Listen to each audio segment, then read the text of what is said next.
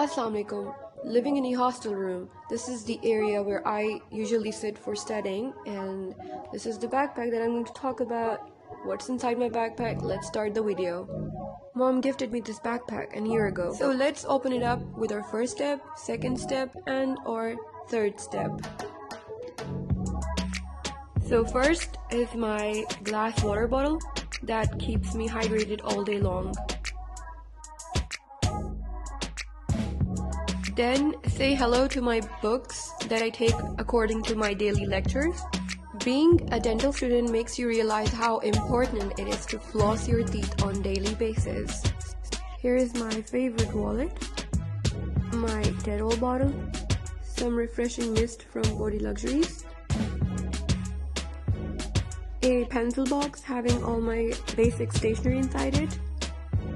Then I have my dental materials, very important, and my laptop.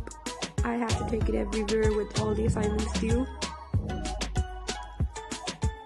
A small notebook and a diary that's used for reminding purposes. Important, very important.